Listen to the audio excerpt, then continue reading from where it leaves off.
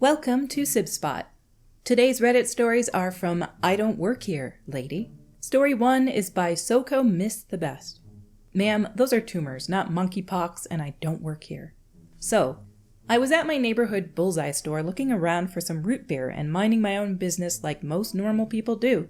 The aisle was empty aside from myself, and I was listening to Being Scared on YouTube with some small earbuds, so I couldn't hear what was going on around me. I'm also very visibly disabled. My hands and face are full of tumors from neurofibromatosis. They aren't gigantic, but they are there. Because of this, my central nervous system is totally shot. Simple tasks like washing my hands can sometimes cause excruciating pain, and because of this, I don't like to be randomly touched unless I know the touch is coming. Out of the corner of my eye, I see a 40-ish looking woman tapping her high heel in my direction. I ignore her as she's not my problem to deal with and she's being rude. I suddenly feel a tug on my ear and my earbud falls to the floor and I see her stomp on it. I am pissed.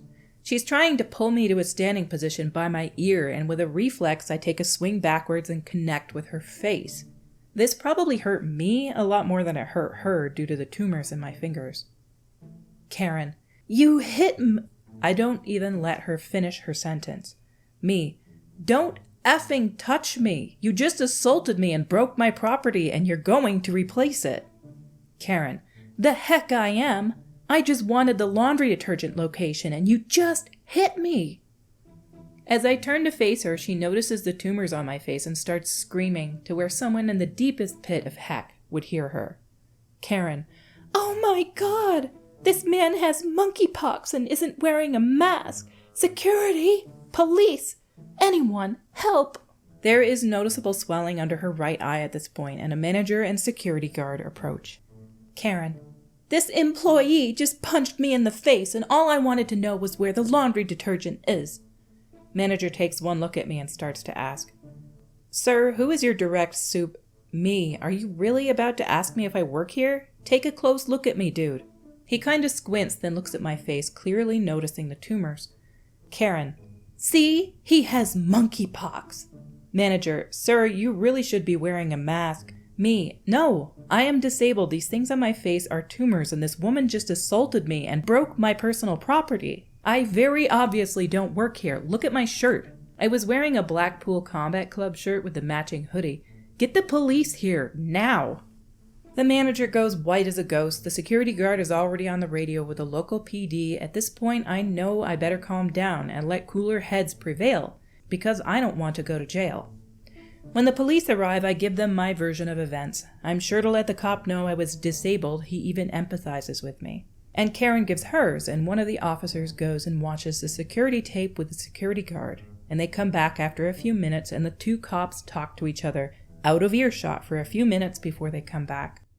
Cop 1, Sir, would you like to press charges? Karen, what? He hit me. Cop 2, no. I saw the video. You attacked this man, who is very obviously another customer, and clearly disabled. What the heck is the matter with you? Karen didn't really seem to have an answer, as the reality of what she did seemed to sink in. Me, yes, I'd like to press full charges. So Karen gets a nice pair of handcuffs, and that was that. I'll probably have to go to court. For those wondering, I was wearing Raycons, so they won't be replaced unless I take her to civil court, but for my sanity, I'll just eat the cost and replace them later. The manager did apologize for asking, and that was enough for me, and I won't hold a grudge against the guy for it. The cop also gave me his card and told me to call him if I need anything else on the case. Did get my root beer, but I ordered from somewhere else instead.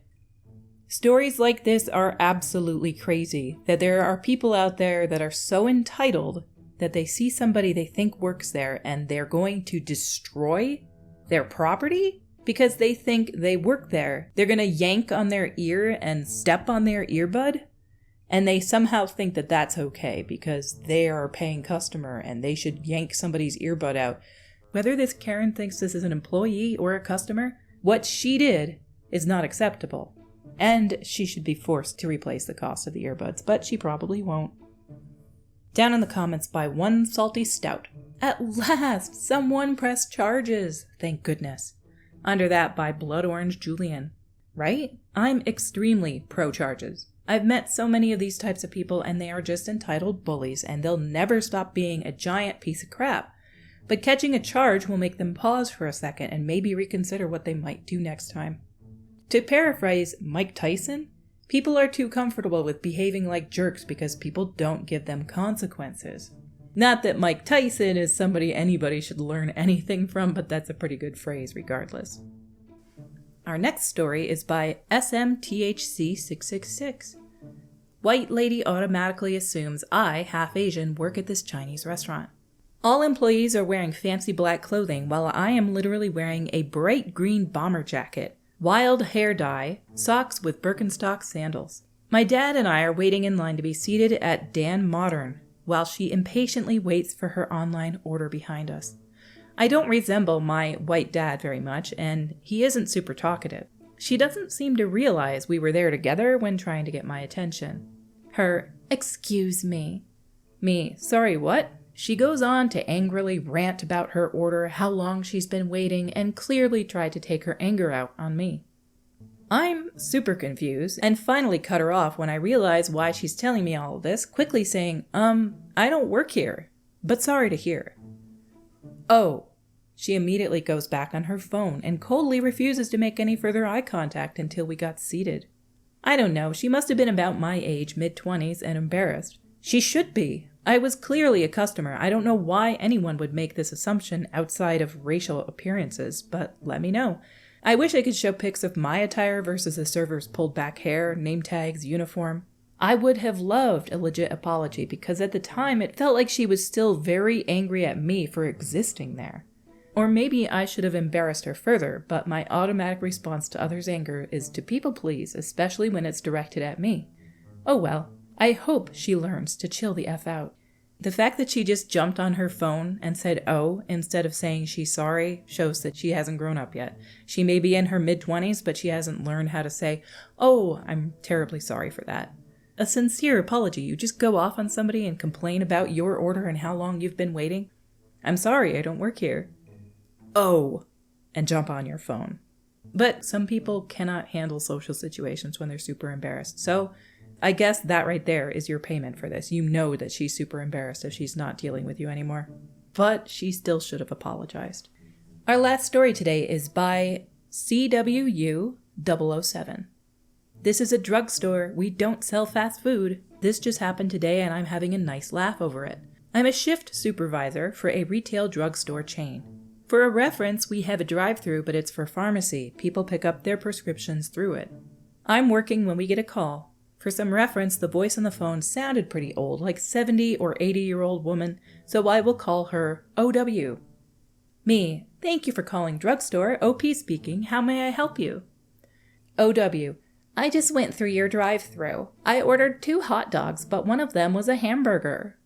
Me, politely interrupting, "This is a drugstore. We don't sell fast food. You've dialed the wrong number." OW, "No, I didn't. You got my order wrong." Me, "This is a drugstore. We don't sell fast food. You have the wrong number." This went back and forth for a minute. OW, "I'm calling corporate." Hangs up. My store is part of a national chain in the USA. None of our stores, nor do any of our competitors, sell fast food. We get confused with 2 other major competitors a lot. I'm also well aware this could have been a prank. When you call the store, a machine answers asking you to say or press a number for a certain department. It could have been a prank. There are voice changers out there that can make you sound like you're a super old person. So maybe they were getting pranked. I wouldn't be surprised if in some YouTube video somewhere of some prankster channel, there's a recording of that conversation. Down in the comments by Yiblets. Until recently in New Orleans, we had a combination Chinese restaurant pharmacy located in an old Popeyes building. Underneath that by equivalent salary 357, Chinese restaurant / pharmacy. Chinese pharmacy as in ginseng root, tree bark, flowers, etc. Under that by Falcon Girl. Nope. Chinese restaurant and then a pharmacy. I'm not sure why somebody else is replying to this question. Maybe they all know about this Chinese restaurant pharmacy. Under that by Dr. Fury 31. Give me the Szechuan chicken and a side of antacids. Chinese food is tasty, especially at a Chinese buffet, but yeah, it's definitely not easy on the stomach, nor is it actually Chinese food if you live in the US generally. But it's still tasty. even if it's loaded with MSG and other things. Our stories for today have come to a close. Until we meet again, have an unbelievable day.